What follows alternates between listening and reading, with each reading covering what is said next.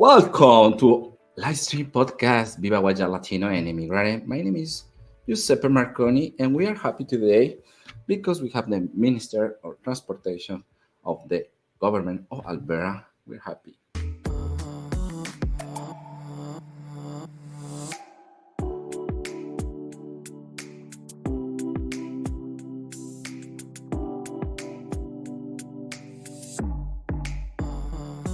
Hello, Minister. Welcome to this program. Hello, Giuseppe. Thanks for having me on. I really appreciate it. We're happy to participate here with us. It's the first time, but we say it's the first but not the last time, Minister. And I would like to know a little about you. How you motivate to be a politician, Minister? Sure. Well, I grew up on a family farm just east of Red Deer. And ever since I was a little kid, I was always involved in politics. I always volunteered on campaigns. Went to the University of Alberta and was actually the campus club conservative president. So I've been in politics and been conservative my whole life, and got a job interned in politics, and then ran in 2018 to be the MLA, and then got appointed into cabinet. So politics, it's a passion of mine. I really do enjoy it. Excellent, Minister. And now you are a Minister of Transportation and Económicos Corredores. What is your first challenge or the mandatory letter in this position, Minister? The trickiest challenge is we have a $8 billion capital plan over 3 years, and it's prioritizing which projects can actually go forward. So there's a lot more than $8 billion worth of projects that are needed all across the province. So priority setting is a really tough challenge. There's obviously different needs, whether it's the ring roads of Edmonton and Calgary, or rural roads where there's lots of oil and gas activity, but less population. So that, I think, would probably be the biggest challenge, is making sure that we can build up our province so that we have a really safe, reliable road network that people can drive safely on, but also we can grow our economy. Yeah, well, last few days we received an email to protecting drivers from the photo radars. The photo radars, most people, they know if you don't live in Edmonton or Calgary or between that area, you don't know how this situation and experience. Can we talk a little about this? What is the change it's happening, Minister, please? Sure. So the provincial government, we banned photo radar on Edmonton and Calgary's ring roads. So up in Edmonton, that's 22 fishing hole locations, or 22 locations where photo radar was allowed. In Calgary, there's 8 locations. So because the province of Alberta, we own the ring roads, we want to make sure that photo radar isn't being used for revenue generation for the cities, but is actually being used for traffic safety. So we wanted to start with the ring roads, and now we'll be going through every municipality that has photo radar. We want to make sure that it's actually making a difference in the traffic safety where they're being used, and not just for tax collection or revenue generation for municipalities.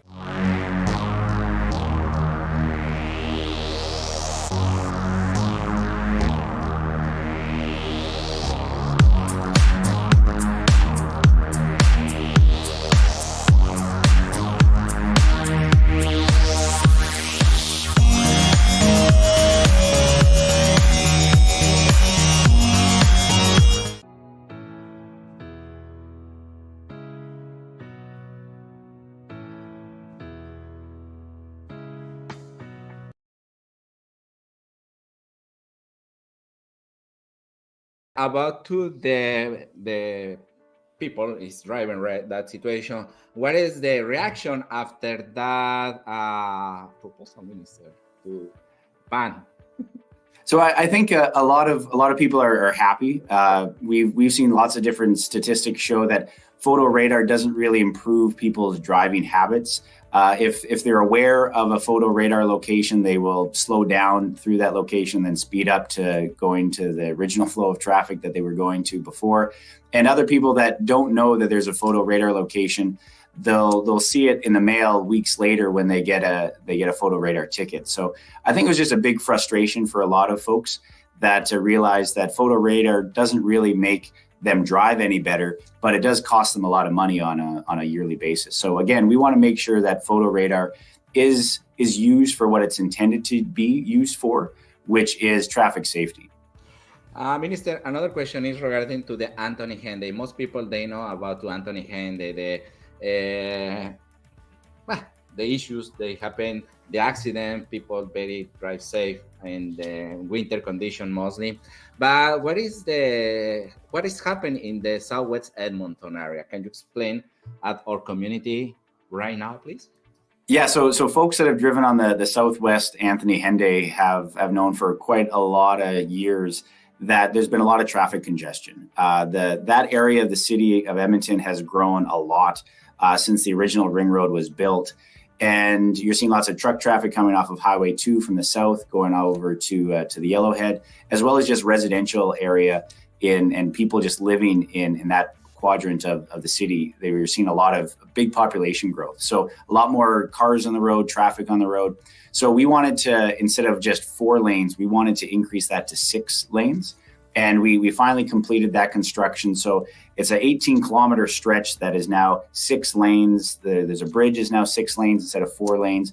So that's going to carve off about 15 minutes one way of traffic. So round trip for anybody living there. It's going to be a half an hour every day that they're going to get back in their lives. So a huge time savings for drivers in Southwest Edmonton. You're talking about this time when it's a regular weather. It's a winter, because time is double or triple time, no, when this happen, and that's good news for the people they live in that part of the city. Minister, almost you celebrate a year and this position to the transportation and economic corridors. What is your experience until now? What is the challenge coming for you? What is the community and the population for Alberta expect in your position as a minister? I think value for money is the biggest thing that we're facing right now. We want to make sure that taxpayers are getting value for the big projects that we're announcing, that we're working with, because we as the Department of Transportation, we have these contracts out with actual road builders and construction companies that actually do the work. So we want to make sure that we have a procurement process that actually allows for the best value for Alberta taxpayers, so that we can obviously just build more, whether it be roads, bridges, water systems for municipalities. So that's the biggest kind of takeaway I've had in the first year, of making sure that we can just get more for the same value of money. Excellent. And what is your challenge but this year is almost gone. It's 2023 is gone. For 2024, what is the challenge for you, Minister? Well, I think the economic corridor piece of my department is really big. So we before the last election, we signed an agreement with Saskatchewan and Manitoba on economic corridors. So essentially the 3 prairie provinces harmonizing their regulatory processes, their government processes, to make sure that a nation-building project, whether that's utility lines from Manitoba going west or pipelines from Alberta going east, has a lot more de-risked factors to it by the 3 prairie provinces working together. So expanding that work, working with the 3 northern territories, BC as well, to be able to have the 7 regions of Canada work in a more harmonious way. So a lot of big nation-building projects would want to come here to Canada, because the politicians have figured out how they can de-risk some of these projects. So that, I think, is going to be the biggest challenge that lies ahead for the department.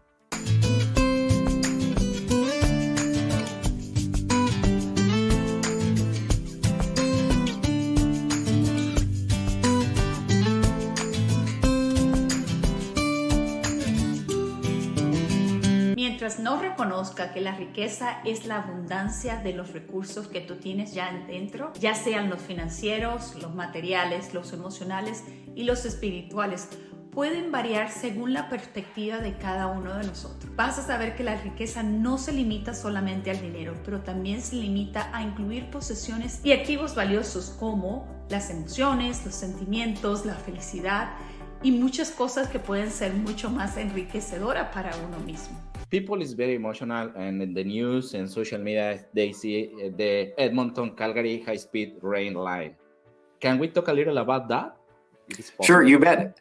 Also, my mandate letter from Premier Smith is about 7 different rail studies. So 5, including the city of Calgary, 2 in Edmonton, really trying to connect passenger rail from the downtown cores in Edmonton and Calgary to the airports, as well as an Edmonton-Calgary rail link, also a Calgary to Banff passenger rail link. So a lot of these are big multi-billion-dollar projects. And, tremendous work has been undergoing already with Canada Pacific, CPKC,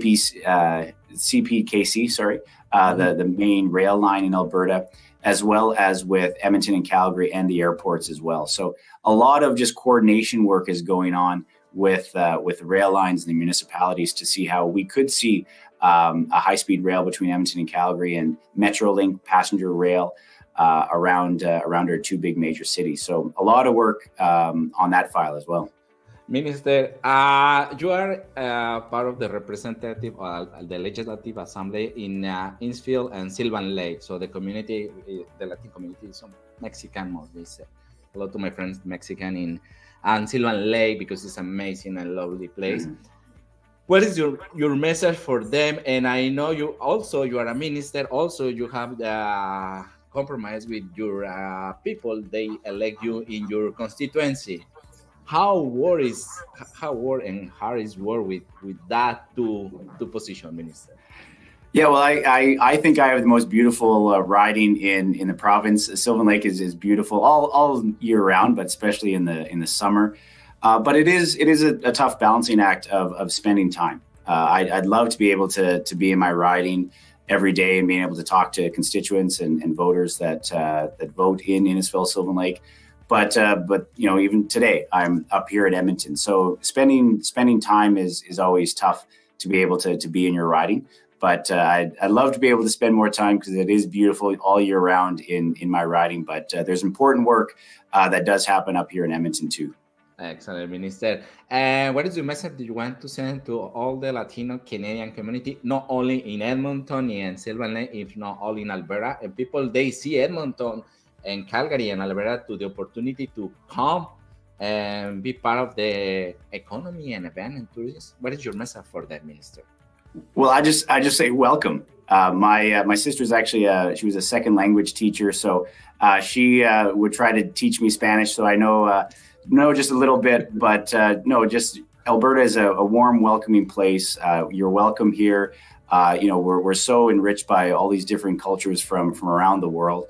And the fact that so many people from around the world want to come and live here and see what Alberta is all about, which is freedom and love and respect for each other.